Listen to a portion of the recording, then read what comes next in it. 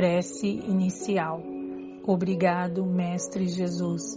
Agradecemos por podermos estar aqui mais uma vez participando dos estudos da Tua mensagem, reforçada e esclarecida pelos Espíritos através de Allan Kardec. Pedimos que sejamos todos envolvidos pelas Tuas vibrações de amor e dos Espíritos responsáveis por esta tarefa, de forma a podermos aproveitar ao máximo as lições que nos serão trazidas durante esta palestra virtual. Que assim possa ser, a Deus.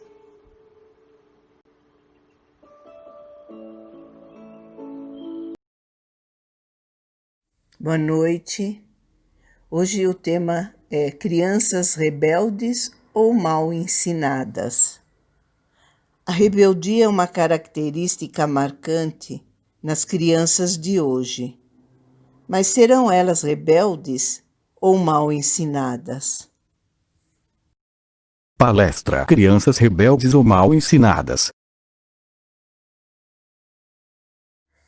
Excetuando-se os casos de crianças com transtorno no déficit de atenção e hiperatividade, que necessitam do auxílio de profissionais, as demais são simplesmente classificadas como rebeldes e muitos confundem hiperatividade com má educação.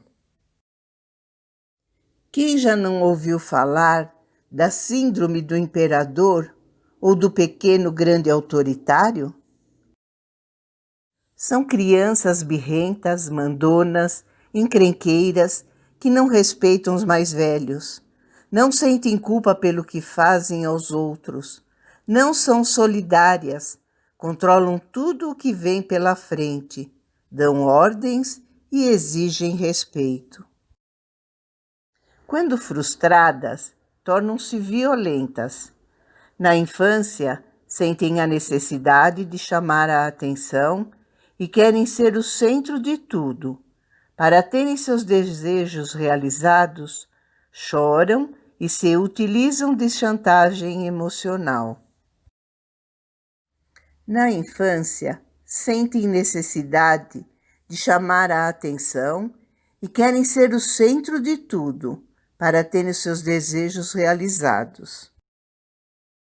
São elas que impõem as ordens no lar e tentam fazer o mesmo na escola, tornando difícil a convivência com educadores e colegas.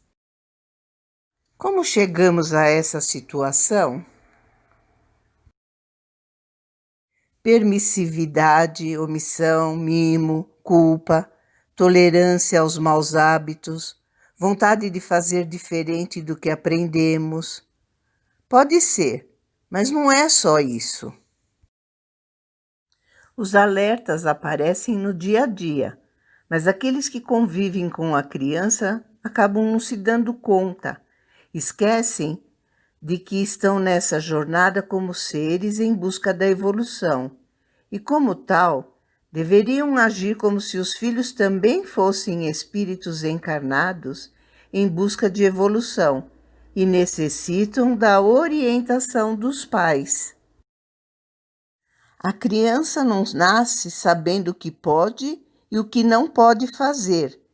Ela precisa de orientação para aprender e compreender a prática da cidadania, o amor ao próximo e o acatamento das regras sociais.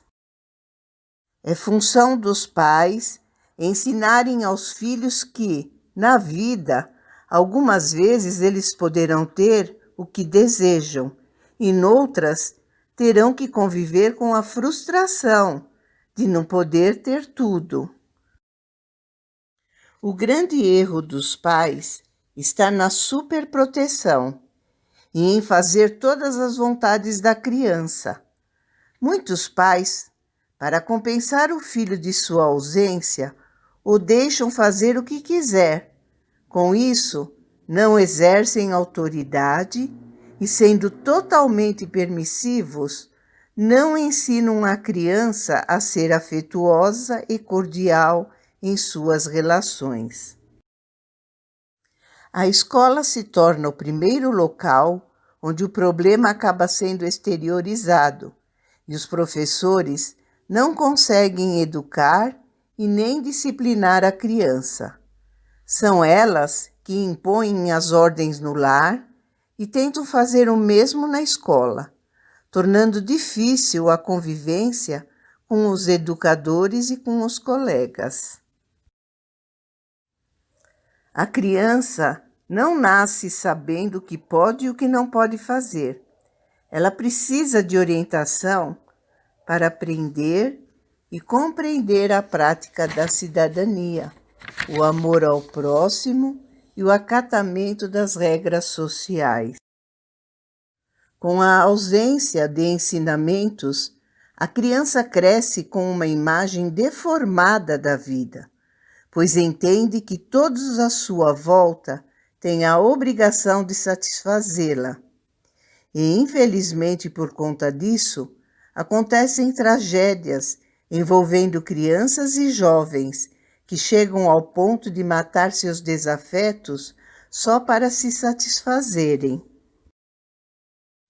Sob a perspectiva espírita, diante desse problema, a primeira pergunta que deveríamos fazer é: quem é meu filho? Esclarecimentos podem ser obtidos no livro Quem é seu filho, de Pedro Bonilha. Ele diz: nossos filhos não são nossos filhos, são filhos de Deus. Conhecê-los é um tanto difícil, porque não sabemos qual é a idade dos filhos de Deus e nem o que eles sabem. Mas algumas perguntas nos ajudam a ter uma melhor compreensão e nos conduzem a uma reflexão mais abrangente quando diante dessas crianças. Serão elas espiritualmente jovens ou não? Em que faixa evolutiva se encontram? Quais vícios e quais virtudes apresentam? O que necessitam aprender no contexto da vida? Sabem a diferença entre o bem e o mal? Respostas a essas perguntas podem ser encontradas no Livro dos Espíritos, particularmente em 3 questões que nos trazem luz. São elas: com a ausência de ensinamentos, a criança cresce com uma imagem deformada da vida, pois entende que todos à sua volta têm a obrigação de satisfazê-la. E, infelizmente, por conta disso, acontecem tragédias envolvendo crianças e jovens que chegam ao ponto de matar seus desafetos só para se satisfazerem. Pergunta 208. O espírito dos pais não exerce influência sobre o do filho após o nascimento? E a resposta deles é: exerce, e muito, pois, como já dissemos, os espíritos devem concorrer para o progresso recíproco. Pois bem, o espírito dos pais tem a missão de desenvolver o dos filhos pela educação. Isso é para ele uma tarefa. Se nela falhar, será culpado. Pergunta 209. Por que pais bons e virtuosos têm filhos perversos? Ou seja, por que as boas qualidades dos pais não atraem sempre por simpatia bons espíritos como filhos? E os espíritos nos respondem: um mau espírito pode pedir bons pais, na esperança de que seus conselhos o dirijam por uma senda melhor, e muitas vezes Deus os atende. Pergunta 210. Os pais poderão, pelos seus pensamentos e as suas preces, atrair para o corpo do filho um bom espírito em lugar de um espírito inferior? Os espíritos respondem: não, mas podem melhorar o espírito da criança a que deram nascimento e que lhes foi confiada.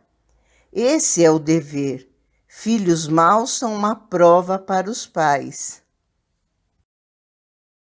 Conviver com crianças rebeldes não significa castigo para quem as recebe, mas sim uma prova, uma oportunidade que é colocada visando a evolução de ambos. Podemos dizer, portanto, que de uma maneira geral, o problema não está na criança, mas sim naqueles que as recebem. Muitas vezes, a criança não tem a oportunidade de aprender a forma correta de se comportar. Na realidade, sabem da importância da repreensão, mas essa atitude só cabe aos filhos dos outros. Sendo permissíveis, a criança não aprende a ter obediência e autocontrole, que é fundamental para a convivência em sociedade. Com estas atitudes, os pais pensam estar fazendo o bem, mas na realidade só estão criando mais débitos com esses espíritos que receberam como filhos. Como compreender esta lição? A criança aqui está apenas representada como a infância, onde o espírito reencarnante está contido em um corpo delicado e meigo, dependente de seus pais para seu sustento e desenvolvimento físico e moral. Neste período, os pais, através do amor e do desvelo ao pequeno ser, auxiliam a evolução deste espírito, que, graças ao pai, não se lembra do passado e busca o afeto como forma de alimento ao seu eu. É justamente nesta fase que devemos corrigir as más tendências trazidas no inconsciente destes pequeninos e assim auxiliá-los verdadeiramente em sua nova jornada. Não basta apenas alimentos, presentes, boas escolas, e sim se faz necessário verdadeiro amor. Aquele que educa, aquele que diz muitas vezes não, preferindo que a criança chore hoje para que não venham chorar seus pais amanhã. Portanto, amigos, as crianças são nada mais, nada menos que espíritos em evolução, muitas vezes até mais velhos que seus próprios pais, ora mais sábios, ora mais ignorantes, enfim, todos na trilha do progresso. Somos seres a nos organizar em uma vida melhor, aprender uns com os outros e no futuro nos será cobrado o que fizemos para a melhora daqueles que nos foram confiados como filhos. Devemos ter a consciência tranquila que fizemos o melhor até se tornarem adultos e assumirem suas próprias escolhas. Bem, gente, era isso que eu tinha para vocês hoje. Espero que tenham gostado. Se tiver alguma dúvida e eu puder ajudar, é só colocar a pergunta no YouTube. Obrigada pela atenção e Deus abençoe a todos nós. A seguir, prece final, passe virtual. Continuem ligados ao nosso vídeo.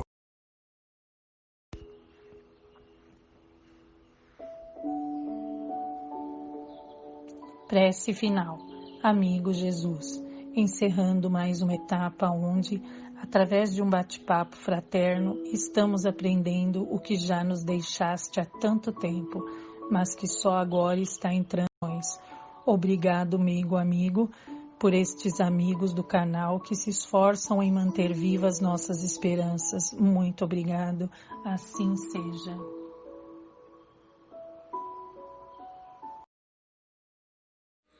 Muito bem, pessoal. Nós agradecemos a sua participação em mais essa palestra virtual. Não esqueça de colocar seus comentários e fazer sua inscrição no final desse vídeo. Em seguida, agora, nós vamos oferecer o passe virtual.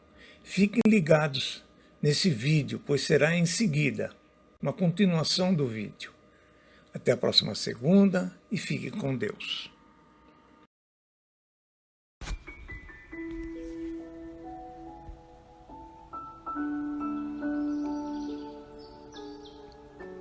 Eleve seu pensamento a Jesus com muita fé.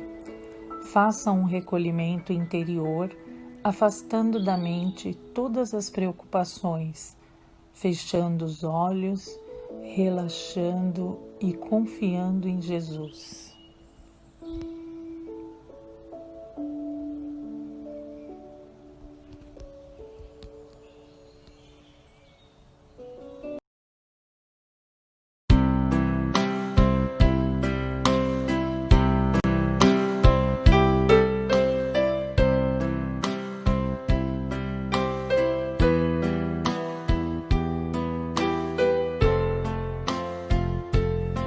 Deus, nosso Pai, que tendes poder e bondade, dai força àquele que procura a verdade. Ponde no coração do homem a compaixão e a caridade.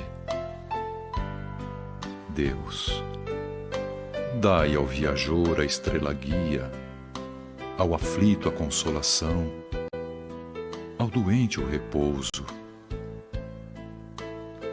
Pai, dai ao culpado o arrependimento, ao espírito a verdade, à criança o guia, ao órfão o pai.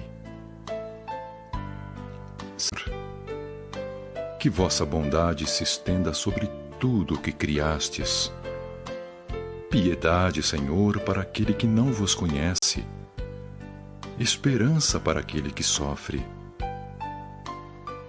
Que vossa bondade permita aos Espíritos Consoladores derramarem por toda a parte a paz, a esperança e a fé. Deus, um raio, uma faísca do vosso amor pode abrasar a terra. Deixai-nos beber nas fontes fecundas e todas as lágrimas secarão. Todas as dores acalmar-se-ão. Um só coração, um só pensamento subirá até vós, como um grito de reconhecimento e amor. Como Moisés sobre a montanha, nós vos esperamos com os braços abertos.